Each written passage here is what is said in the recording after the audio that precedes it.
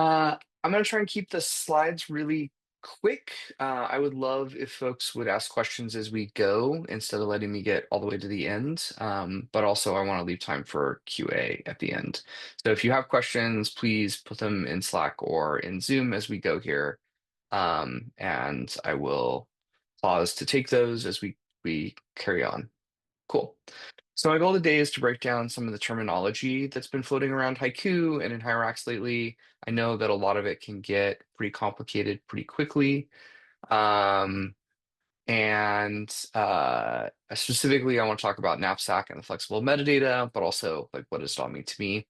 And often when I am working on presentations, I will find that the real title of the presentation comes to me as I'm working on the slides. So the other title for this presentation is Haiku, Pushing Down Everything But Our Feelings. You'll see throughout this presentation that a lot of these things are about making either contribution easier or making sure that we're bringing the whole community of Samvera with us on our journey to get specific features into like Haiku or into Haiku up the service or into the PAL site. We really just, I think that using Haiku as a proving ground for complex features and then, bringing them down into Hyrax once they're feeling really solid is a really important piece to how this ecosystem can work successfully. Um, all right. So, what is the state of play in haiku development? We've been rapidly developing lots of features on a variety of projects, many of which you'll hear here at Virtual Connect. Some of these features get fun names to help people conceptualize them, and a few of the recent ones are things like Knapsack, flexible metadata, Valkyrization, the Frigg and Freya adapters, and M3 profiles. Sometimes the names are easier to understand because the name is descriptive, but sometimes they're just a clever analogy. Software development is full of complex concepts, and analogies are one way that the human brain handles complexity. So I want to talk a little bit about some of those terms. First, we'll talk about knapsack. So before the knapsack concept, this is sort of a rig block diagram of what the different components look like. There's a whole bunch of core components. They're built on top of Fedora and Solr or Postgres and Solr in a newer Hyrax application. And then Haiku was built on top of Hyrax, and your app might either be on top of Haiku or on top of Avalon or on top of the core components. There's sort of a lot of places where customization might happen. And one of the things that was really hard about this is it makes it much easier to put code changes in your code base and leave them there. I think that the number of institutions with leftover items in their backlog from long ago sprints that include things like contribute back feature X to Hyrax, like that's a major issue and something that we all struggle with on our timelines. This is really inverted from the way many large scale shared application bases are made. It's much more common to have a common core and then have a plugins on top of that. And so we're trying to move Haiku more in that direction, and that's what the knapsack is. So with Knapsack, we put a new layer on top of Haiku where your customizations can live. And this makes the customizations much more modular and easier to contribute back. So part of it is we want to make the easiest thing to do to be fix something in Hyrax or fix something in Haiku. We want to make that as low friction as possible. And then we want our like institution specific items or application specific items to live at this top level plugin space. It makes them easier to share with other people. I can come into a knapsack and say, oh, I want feature X that this one knapsack has. Okay, here's that code, and I can extract it. It also should make upgrading much easier because where our customizations are will be a lot smaller. So we're changing the surface area of those customizations. And uh, generally, it means that Haiku can be released as an application in and of itself without kind of having to factor in all of the different permutations of that application. So we really want features into Haiku. If a change is generally applicable, I, as the tech lead, am super happy to work with folks to get it released in Haiku. Like I want things to come back into Haiku as much as possible. We try and stay on top of pull requests. We try and stay on top of code contribution. If you can't get the specs to pass in your pull request, don't stress about that. If you didn't write any specs, don't stress about it. Put up a PR. Let's work together to get these things out. I'm okay if the idea is half baked and needs refining. Like we'll work together and get it out. Um, if it's commonly applicable, maybe it needs to be under a feature flag or a config variable. Like we can sort of control that, but we want to get things into Haiku as much as possible. So what kind of things should you put in a knapsack? So the knapsack gem or the knapsack engine is basically a blank GitHub repository that just has the stuff for connecting and overriding things in Haiku. So this is a good place to put custom themes, your custom style sheet, and assets. Anything for deployment. So like if you're doing a Kubernetes deployment, you might have a specific values file. If you're doing an ECS deployment or a Docker Swarm deployment, then that kind of information can live in your knapsack, and custom work types. So if you need specific and custom work types, then those go there. So if you're starting a new repository, you can just get the code from Haiku_knapsack. You clone this repo. It also means that if the underpinnings on how you integrate with Haiku change, you can get changes from that from upstream. So I recommend forking this on GitHub as the way to go dev-wise, because you want to be able to maintain those upstream contributions as things do change occasionally. A good example of this is we realized recently that we wanted to be able to override the default images in the knapsack, and so we added a hook to Haiku to support that, and then we're able to put that into knapsack. All right, but what if you already have a Haiku application? There are details in the README that provide guidance on how to get from a customized Haiku fork to a standard Haiku with a knapsack. The big task is separating out your custom code from the main Haiku code. This can be a little painful to do, but is also about the same difficulty as a normal upgrade would be. So if you're going to jump from uh, Haiku version 5 to the recently released 6.1, or Haiku version 6 even to the recently released 6.1, then you very likely would like separating out to a knapsack at that time is about the same amount of work as the upgrade would be normally, and it makes your next upgrade much easier. Decorators and override statements. These are conventions. These are things that are not necessarily in force. But they're highly recommended practices that Notch 8 has come to really swear by. And we didn't invent most of this stuff. We stole it from other places. But there's things that really work well for us. So we use the decorator pattern that is used by Spree and Refinery and other large scale Rails projects to identify when we're going to override a class. So instead of saying, if I need to add features to the app model user.rb, I would make a new file called app models user decorator.rb. And the calling it underscore decorator means that the Rails loader knows how to load those properly. And so you don't have to deal with dependency tree nightmares and Rails loading. It'll properly auto load them in development, and it'll properly load them statically in production. Um, I want to fully acknowledge that this is not the decorator pattern from the pattern book. Why are they called decorators and not overrides? That's because we wanted to go ahead and match what's out there in things like Refinery and Spree, and that's the pattern that they're using for naming. It would be better if they were all called underscore override, but I think that, sometimes it's nice to just do what other folks are doing. And so that can be really valuable. And then the second piece of this is we add an override statement to anything that we're overriding. So the top of each file on one of these decorators gets, # override, what library, what version, and why. This makes it super easy when you're doing upgrades to see whether you still need the override. So it may be that added something to Hyrax to a Hyrax 3 application, and you overrode a file, and then created a PR in Hyrax 3 and moved on with your life. Well, if by Hyrax 5 that PR is merged in, or maybe someone else came by and fixed that same bug differently, then you can understand that when you're doing the upgrade. It makes taking the release notes and comparing it to the code that you have much easier, and makes it a lot faster to get these big changes. So that's what a knapsack is. Does anyone have any specific questions about that before I move in onto vaporization and Freya and Frigg?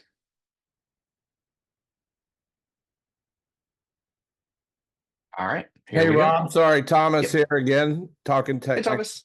Do you see integrations as part of a knapsack's portfolio, like integrations with DOI mentors, integrations, anything that a university or an institution might try to integrate with? Where do you see those Yeah, in knapsack talk? I think custom configuration. So in a perfect world, the DOI minter code goes into Haiku itself so that everyone can mint DOIs. And if you're using, let's say you're not using one of the two standard ones, you're using some custom on-campus one to mint your DOIs, then adding that code so that everybody can, use similar things would be great.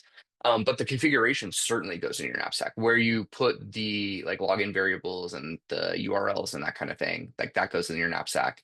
A great example of where the like gem include goes in the knapsack is we use Sentry for our error tracking, but Haiku isn't going to prescribe to everyone that they have to use Sentry. There are so many different ways to do exception tracking in Rails applications.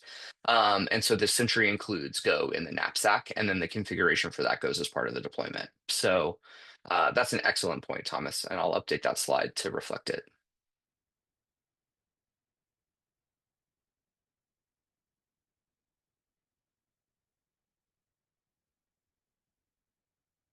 All right, moving on.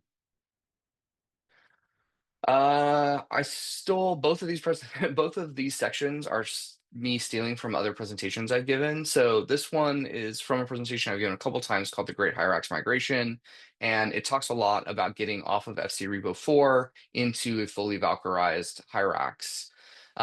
So specifically, there are two Valkyrie adapters. One is called Freya, the other is called Frigg. Um, and it has been auto-corrected in all of my slides to be fridge, and I'm gonna have to fix that later, so that's awesome. Um, so the two adapters are used for migrating your works live. The idea is you do the prep to move to Valkyrie, and then you're able to take your application up, and any new record gets written to the new data store. So any new record gets written to Fedora 6 if it's Frigg, or Postgres if it's Freya, but the old records are still accessible during the migration. This gives you time to do any data cleanup, to like be conscious and take, time migrating records. When a record is saved, it automatically gets moved to the new data source. So every time you save a record, it gets moved to the new data source. You could just put it up like that and let it run forever. Usually it makes sense to go ahead and, in the background manually, or go through all the records and just load them and save them one time. But this allows for live migrations. This means the fact that it can take weeks or sometimes months to get all the data out of Fedora 4. Even just reading it one time can be very slow. It makes that a lot less painful because your app is running, all the new records are coming in quickly, anything you've already migrated is using all the new systems. It really takes a lot of the pain out of this type of data migration. So we talk about Valkyrization, which is updating your model types to use the Valkyrie models instead of the old active Fedora models. At that point, they're still fully compatible with the data that's living in your Fedora for repository and whatever's sitting in your Solar. So then you can pick whether you want to use Freya, or if you're going to go to Postgres, or you're going to use Frigg. If you're going to go to Fedora 6, the Frigg adapter probably has a little less testing under it because there hasn't been one of these major migrations in the wild. There have now been three, I think maybe four of the Freya-based migrations. So that is a pretty well-trod path at this point. Um, and so um, the goal here is just to make the migration from Fedora 4 into either Fedora 6 or Postgres as painless as possible. Um, These things are ready. So Fedora 6, Hyrax 5 Plus and Haiku 6 Plus both have these adapters in place. It's time is now. Like, please get off of Fedora 4. It's just going to keep being more and more problematic to run it. And so I want to just shout out to everybody to, like, please, like, plan your migration. I know migrations are hard. We've done everything we can to make it as easy as possible. And doing it now will be much easier than doing it in a few years. And then lastly, I'm going to talk a little bit about flexible metadata. So this is a feature set that was built for Active Fedora in a plugin called Allen's and Flex that's now being integrated directly into Haiku and hopefully fairly soon Hyrax directly, that allows for complex schemas to be edited dynamically while using a running application. So what flexible metadata is, as a concept, is the idea that you can say, all right, we loaded 600 images, but now we've realized we need a dimension field that we didn't have before. So we're going to, as a user, not as a developer, we're going to add a dimension field. We're going to add it to a YAML file. We're going to load it in our system with a new version of the schema. And then we're going to be able to progressively go back and update our existing works to have dimensions as we see fit whenever we need to edit them, but new works can have dimension. The idea that you can rename a field, the idea that you can remove a field, all those things are supported by this flexible metadata schema called M3. So the M3 model was developed by the Sandbox community. It's available in this Houndstooth library, which has a parser for it and it describes all the rules of what goes into M3. It's a community developed approach. Um, it's not application specific. And one of the things that I'm really excited about is we should be able to get fairly quickly to a place where, as a community, we can share our metadata profiles. So Haiku and Hyrax will come with one basic one out of the box, just like they do now. In fact, it'll be the same metadata profile, like conceptually, as what's in the statically created metadata that you get when you get a new Hyrax application or the generic work type in Haiku. But then was those are customized, and as new work types are added, like, people can share those in the community, and we don't have to develop them all from scratch every time, which I'm really excited about.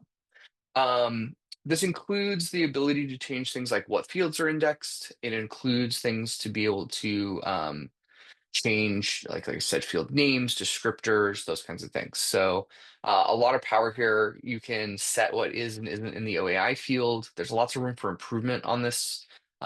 So this is coming out in the next version of Haiku, as Nick Don said just a few minutes ago.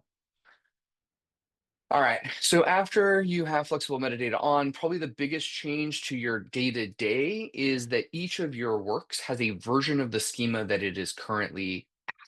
So in your repository, whenever you create a work, it gets a version associated with it. And then edit a work, it's brought to the newest version of the schema. Right now, that's not optional. It is possible that we could make it optional in the future, but at the moment, we're saying, like, look, if you're going to edit a work, you got to update it to the current version of the schema. So you get the new fields whenever. So when this work was originally saved, this Baz field here wasn't part of the metadata schema.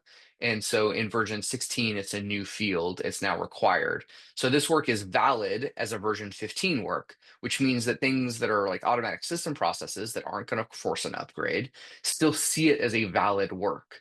But I can't edit it and then save it again because it's not valid now in version 16. So this really helps to, especially if you have a large set of works and you want to progressively enhance them over time, or maybe there's a set of works that just don't need to be updated to the new version. Like, we're not making you do that just to make a metadata field change. And especially with required fields, that becomes pretty critical. And at the moment, the interface we're going to get for uploading these profiles is pretty straightforward. Every time you upload a new profile, it's automatically a new version. It can have a type. And I don't think you can see it because of the way I chopped the screenshot, but there's just a big upload button here. And so the YAML file can be kept however you want to store it. It could be a Git repository. It could be in a shared drive. It could be kept in a lockbox in the basement. But whatever you want to do to keep your YAML that metadata schema, it can be uploaded to the running application without restarting the application, and those new fields will start to populate and appear. One of the big expansions in feature-wise from the new flexible metadata to the older Allenson Flex work is that collections and file set metadata will be supported out of the box for this version.